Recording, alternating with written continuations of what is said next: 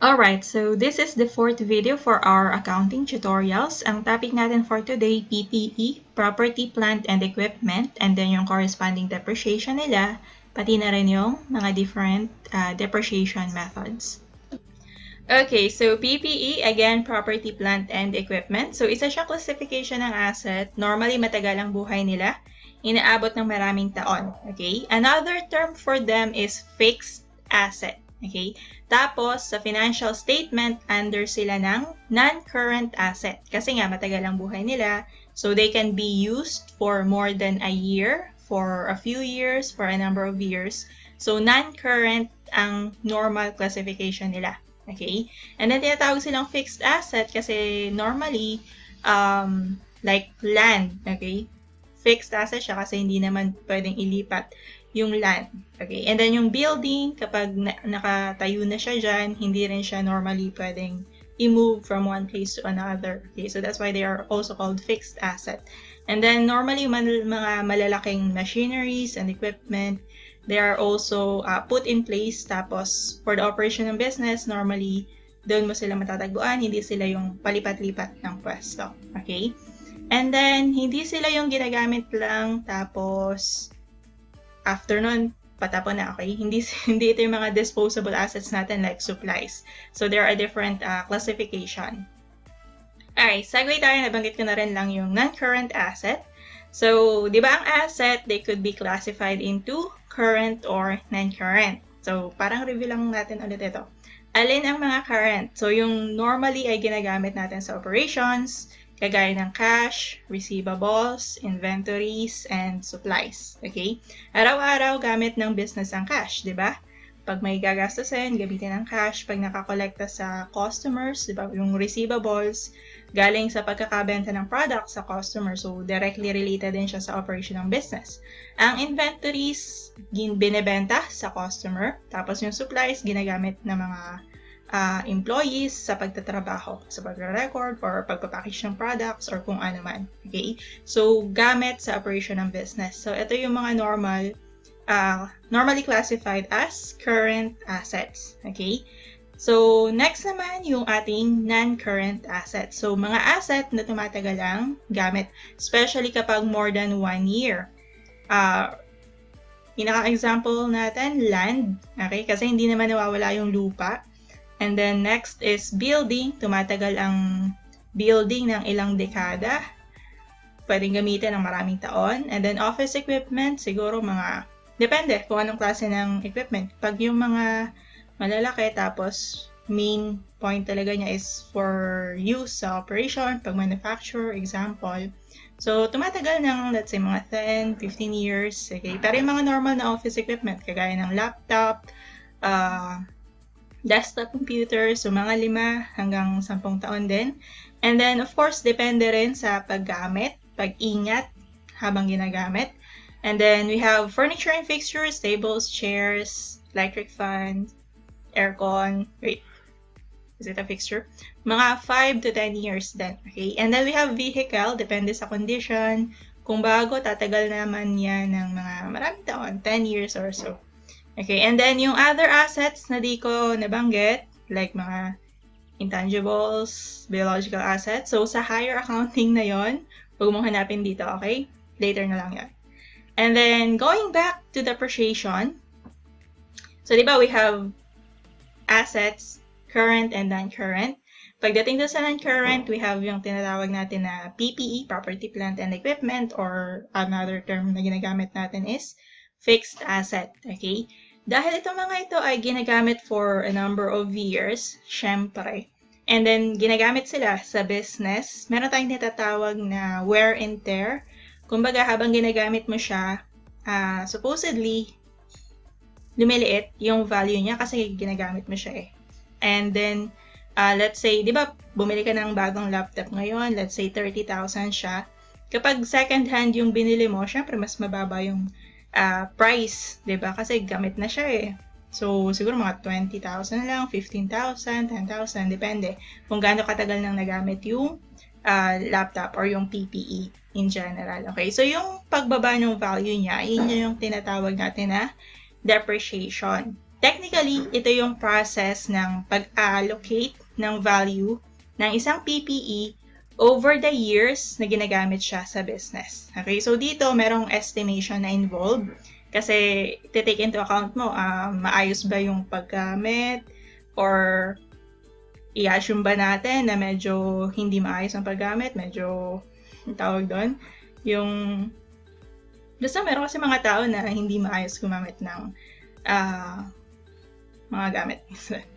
Okay, and then syempre, hindi ka sigurado kung gaano talaga tatagal yung PPE. Di ba? Kunwari yung laptop or computer, sabi kayang tumagal siya ng 5 years or more, pero kung madalas mo siyang gamit, tapos hindi ka maingat sa paggamit, palaging overcharge, okay, baka hindi siya abutin ng 3 years or 4 years. So again, estimate lang siya. Paano yung process ng depreciation? So, there are many ways, pero sa basic accounting, ang i-introduce natin ay yung tinatawag na straight line method. Okay? Again, straight line method. It's very straightforward. Okay? Kunwari bumili ka ng laptop for the business, tapos worth 30,000 siya, and then, meron tayong tinatawag na estimated useful life. Okay, kunwari 3 years. Yung estimated useful life, yun nga yung sa tingin mo gaano tatagal yung PPE, yung property.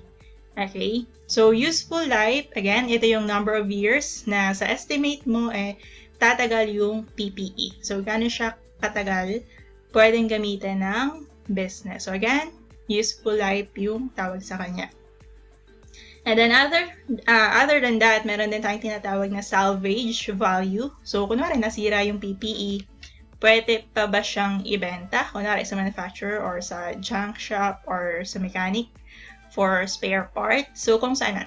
Usually, kapag insignificant yung value niya, masyadong maliit, hindi na siya kino-consider. Pero kung, let's say, medyo malaki pa yung amount, kunwari, kotse, lumang kotse, although sira na, medyo mahirap nang i-start or medyo marami nang for repairs. So, let's say maibenta mo siya for 50,000 or 40, 30, ganyan. Depende. Okay, so yun yung tinatawag natin na salvage value. Okay, pag hindi man siya gagamitin kasi madalas na nasisira, nagagastusan ka na ng malaki for maintenance or repair. So, yun, pwede mo siya ibenta. Tapos, merong, of course, salvage value na tinatawag. Okay? So, ano yung importance ng salvage value? Sa pag-compute ng depreciation expense. Okay? Kasi, kunwari, yung laptop, gagamitin mo siya for 3 years. So, for every year, tawag dito, kailangan mo mag-recognize ng depreciation expense or yung pagbaba ng value niya. Okay? Kasi ginamit mo naman siya . So, dun sa paggamit mo, kumbaga, yung value for that one particular year, na-utilize mo na siya dahil dun sa paggamit mo sa kanya. Okay? So, yung formula natin for depreciation, cost of PPE, kunwari yung laptop, 30,000, minus yung salvage value, kasi kunwari, nasira na siya, hindi mo na siya gagamitin, pero kahit pa paano may salvage value pa kasi may benta mo siya for, let's say, 5,000 para dun sa mga parts niya, yung hard drive or kung ano man dyan. Ayan, so cost, pagkakabili, minus yung salvage value. Ang tawag natin doon ay depreciable amount. Okay? Kapag walang salvage value, edi yung mismong cost ng PPE, yun na din yung depreciable amount natin. Okay? Pero kung merong salvage value, again, cost minus the salvage value, yun yung ating depreciable amount. Okay? Formula ulit ng depreciation expense, cost minus salvage value, divided by the useful life. Okay, say yung laptop na binili ng business, so wala siyang salvage value, kunwari. So, sa pag-compute ng depreciation expense, so yung cost niya na 30,000 minus salvage value, which is 0, kasi kunwari walang salvage value yung laptop. And then, divided by 3 years. Okay, kasi estimate natin kapag madalas mo gamitin yung laptop, instead of 5 years, siguro tatagal lang siya ng mga around 3 years. Okay, so 30,000 divided by 3 years. Ang depreciation expense natin every year is 10,000. Yung amount na na-compute natin dito is annual or yearly depreciation, okay? So, it's for a period of 1 year or 12 months. So, ito yung tricky part para sa mga baguhan. Paano kapag binili yung PPE ay kalagitnaan na ng taon or anytime between January and December 31. Kunwari, yung laptop natin, binili siya ng March 1. Okay? So, di ba normally ang isang taon, nag-start siya ng January 1 up to December 31. Okay, segue muna. Discuss natin yung accounting period.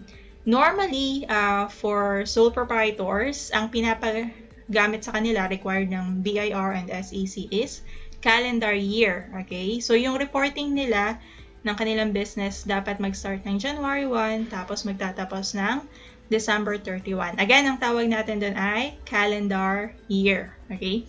Merong other type which is fiscal year. 12-month period din siya pero hindi siya nagsisimula ng January 1. Okay?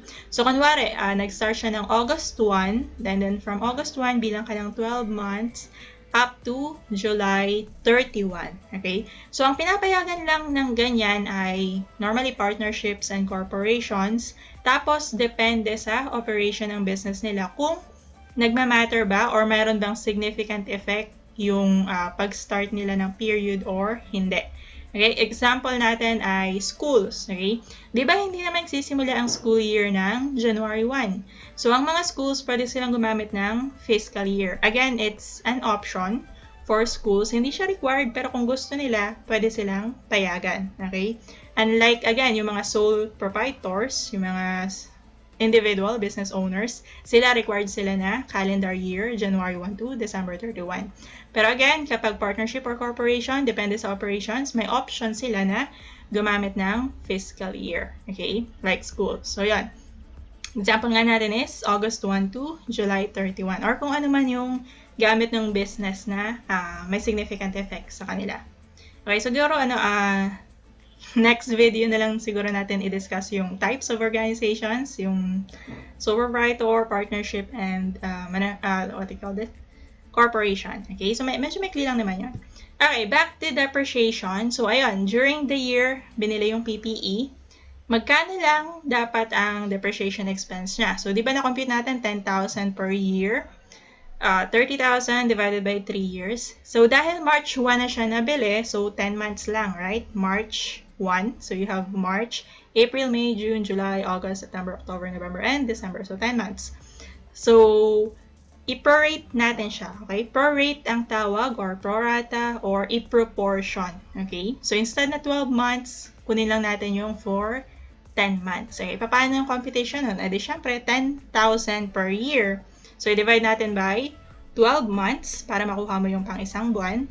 Tapos, i-multiply mo siya by 10 months para makuha mo yung for 10 months. Okay? So, 10,000 divided by 12 months times 10 months. Ang amount na makukuha natin is 8,333.33 para dun sa unang taon kasi binili mo siya ng March 1. Okay, kunwari March 1, 2020.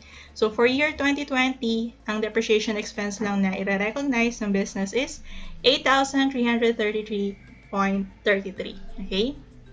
Sa ikalawang taon, so from January 1, 2021 to December 31, 2021. So, buo, 10,000 annual depreciation. And then, January 1, 2022 to December 31, 2022. So, 10,000 din siya. Okay? Kasi buong taon pa. And then, after that, may matitira na lang na 2 months na pwedeng gamitin yung laptop. January 1 to February, let's say 28, 2023. So, 2 months na lang doon. So, kunin ulit natin yung value niya for 2 months lang. So, 10,000 divided by 12 months times 2 months. Ang amount niya is 1,666.67. Okay? So, although 3 years yung useful life niya since March 1 siya nagsimula. So, yung first year niya, or for the year 2020, 10 months lang siya. And then, for the year 2021, buong 12 months. For the year 2022, buong 12 months din. And then, for the year 2023, yung natitirang 2 months na lang. Okay? So, yun. Continuing, kapag ginagamit pa din, kunwari, yung laptop mo, diba, 3 3 years ang estimate mo na useful life niya. Pero after 3 years, around March 1, 2023, gumagana pa naman siya, nagagamit mo pa rin, okay? So, kunwari, maingat ka kasing gumamit, bigyan mo lang siya ng nominal value na piso. Okay? Nominal value lang siya, kasi ibig sabihin lang nun is fully depreciated na siya, pero nagagamit pa. Okay? So, lagyan mo siya ng piso lang. Okay, so sa last year niya, anong date niya? February 2023. So, i-depreciate mo siya, pero tira mo ng piso. Instead of 1,666.67, gawin mo lang siyang 1,665.67. Okay? Yun yung ginawa namin in actual dun sa isang naging employer ko before. Okay? Pag natuluyan na siyang masira, okay, kung kailan man yun, beyond the expected life niya, so ibawas mo na din yung piso. Kapag hindi na siya ginagamit talaga in the business, so tanggalin mo na yung natitirang piso, yung nominal value na piso, i-zero out mo na talaga yung value niya. Okay, tapos kapag na-dispose na siya, edi tanggalin mo na rin sa records yung mismong cost niya. Okay, hindi na mag-a-appear sa books yung cost niya. Okay, so technically, fully depreciated na siya kasi nakalipas na yung 3 taon na estimated useful life, di ba? Pero again, estimate lang kasi yon. So, depende sa paggamit kung masisira ba siya agad or tatagal ba siya. So, in case na tumagal siya, ikikip mo siya sa libro, pero again, nominal value lang, piso. Kung hindi na siya nagagamit at nasira siya on time, so as estimated, edi i-zero out mo na siya. Okay? Backtrack tayo ng konti. So, another term na introduce natin dito is yung tinatawag natin na book value. Okay? Di ba pag bagong bili, cost ng PPE equals the book value. Okay? Kapag nasimulan mo na siyang gamitin, i-depreciate mo na siya. So, ang book value would be the cost minus the accumulated depreciation. Di ba sa unang taon, yung example natin kanina, unang taon pero 10 months lang siya nagamit. Okay? Diba, depreciation expense niya for the first year, for 2010-20, is 8,333.33. So, ang accumulated depreciation niya for the first year is also 8,333.33. Kasi unang taon pa lang naman, and 10 months lang. Okay? Book value niya ay 30,000, yung cost, minus the accumulated depreciation. Okay? Yung 8,333.33. So, at the end of 2020, December 31, ang book value nitong ating laptop would be 21,666.67. Okay? And then, let's go to the second year para makita nyo lang yung continuity. Okay? So, di ba for the second year, buo na siya from January 1 to December 31, ginagamit yung laptop. So, ang depreciation expense natin for the second year is 10,000 buo.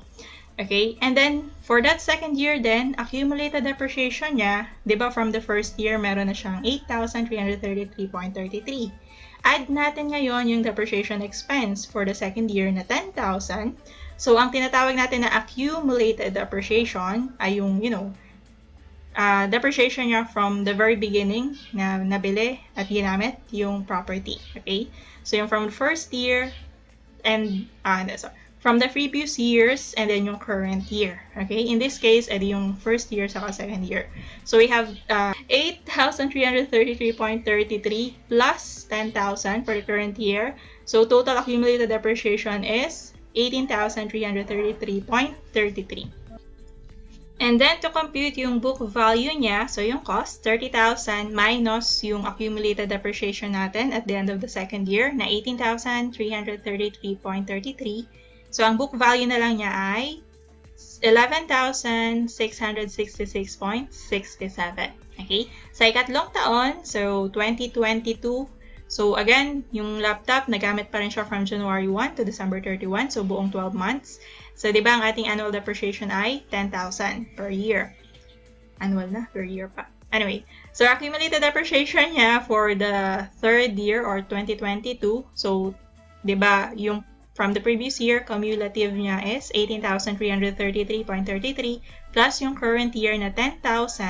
So, the total accumulated depreciation at the end of 2022 is 28,333.33. 33. Okay? So, ang book value na lang ng laptop natin at the end of 2022 is 30,000 minus 28,333.33. Ang book value ay 1,666.67 na lang. Okay? So, huling taon na tayo. Kunwari, nasira siya on time. Okay?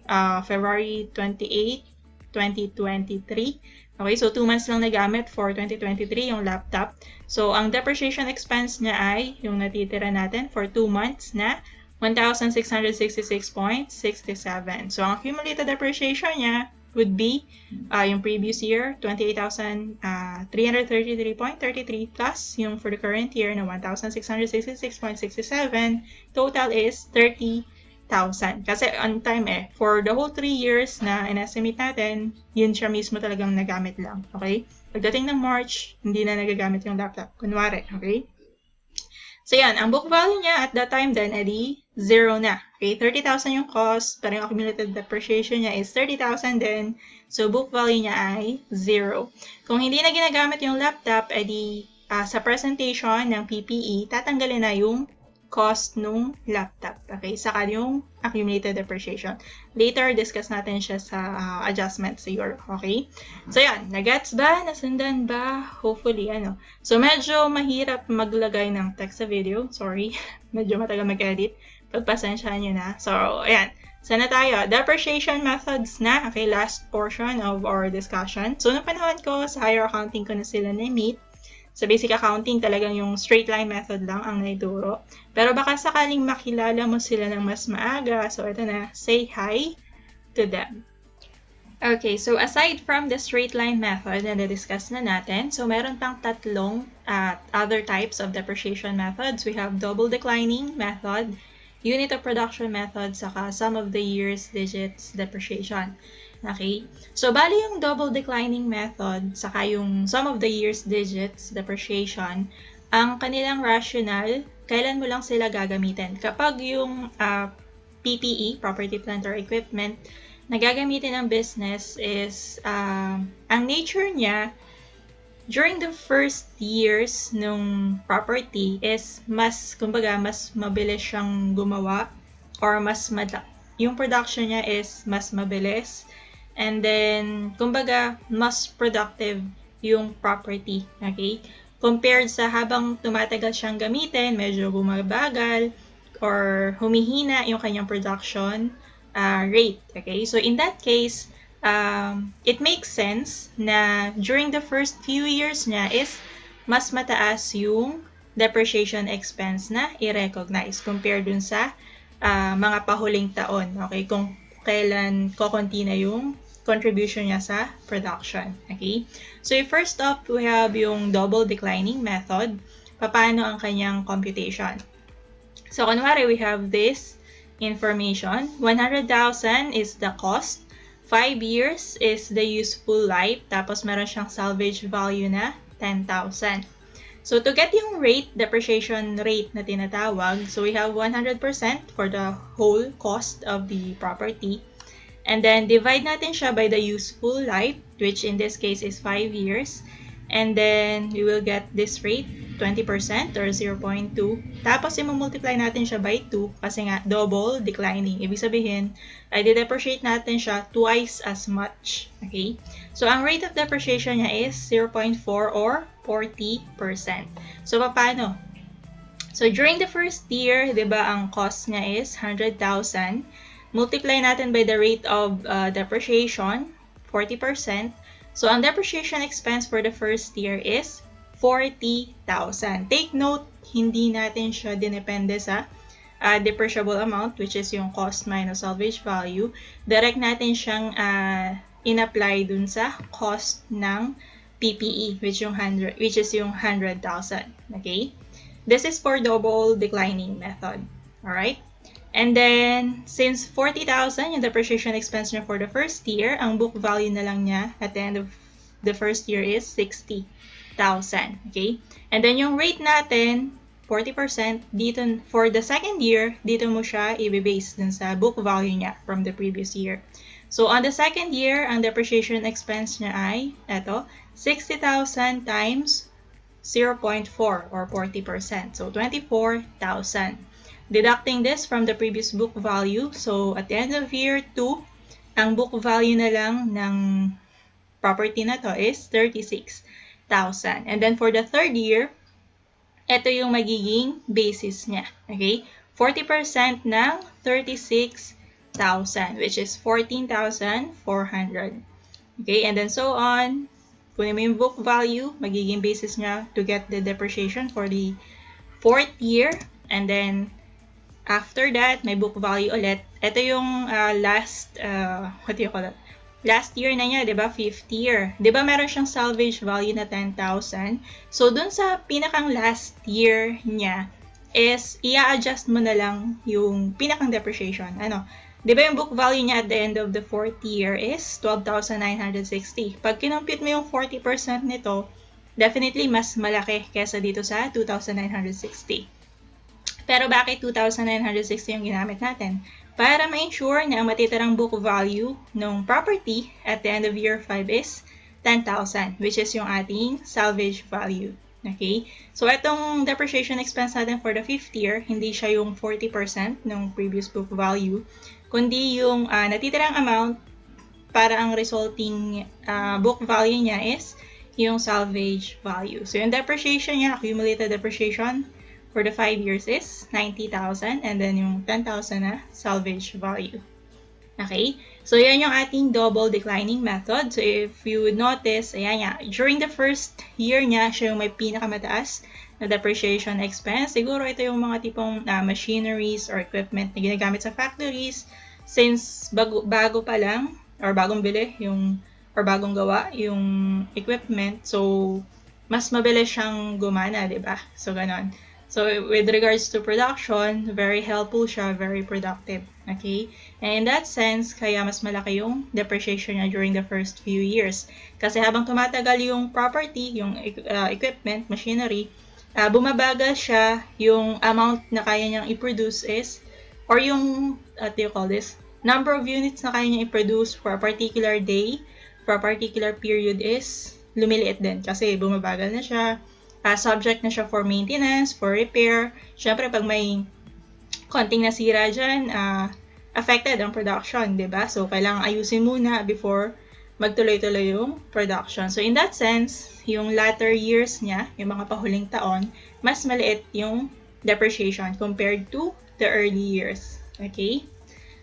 And then, next, we have unit of production method. Ito naman para to sa mga equipment na mayroong particular, kumbaga, from the manufacturer or yung kung sino man gumawa ng machinery or equipment, based on their experience, meron na silang expectation on how many units of products can be produced using the machinery or equipment. Ilang products yung pwedeng ma-produce nung machinery or equipment bago siya masira. Okay? So, hindi siya nakabase sa taon. Okay? Nakabase siya sa gaano kadalas mong gamitin yung property para makapag-produce ng products. Okay? So, for example, ang property natin, cost niya is 100,000.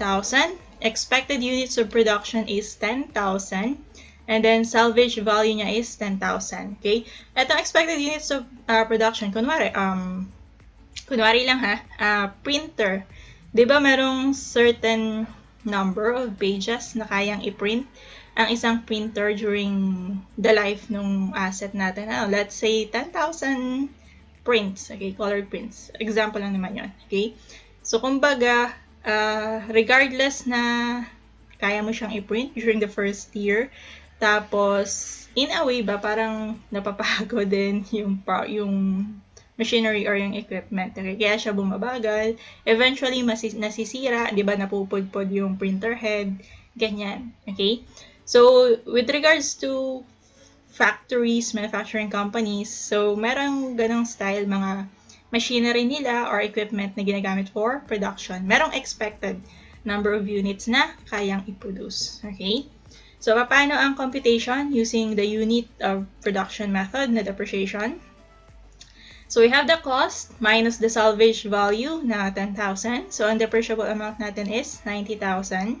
divide by the 10,000 expected units of production. So, ang depreciation natin per unit is 9 pesos per unit. So, let's say, during the first year, nakapag-produce ng 1,200 units. Okay?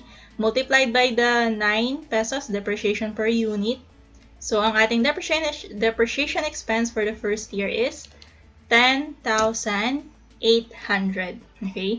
And then, during the second year, nakapag-produce sila ng 1,500 units. Multiplied by the per unit natin, depreciation times 9. So, depreciation expense, 13,500. And so on. Okay?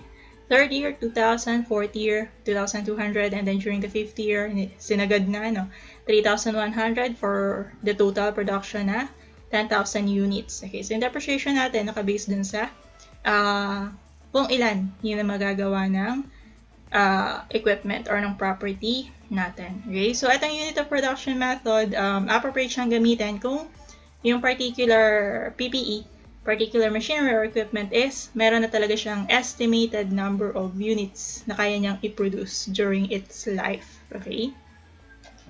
So, yan. And then, yung last one natin is the sum of the year's digits depreciation method. So, para rin siyang rationale niya is kagaya nung sa double declining in such that yung property is mas madalas, and yung production rate niya is mas mataas during the first few years, the early years, compared dun sa pahuli na niyang mga taon. Okay? Bumabagal kasi nagagamit, bumabagal, subject for, repairs and maintenance. So, kaya, normally, mas malaki yung sinaset up na depreciation expense during the first few years, tapos pababa siya habang tumatagal. Okay? So, paano ang computation itong sum of the years digits? From the word itself, sum of the years digits. Ang ginagawa, kunwari, cost ng equipment natin, 100,000. Useful life, 10 years, salvage value, 0. So, 10 years, diba? Sum of the years digits. So, 10 years, during the first year, may tira pa siyang 10 years.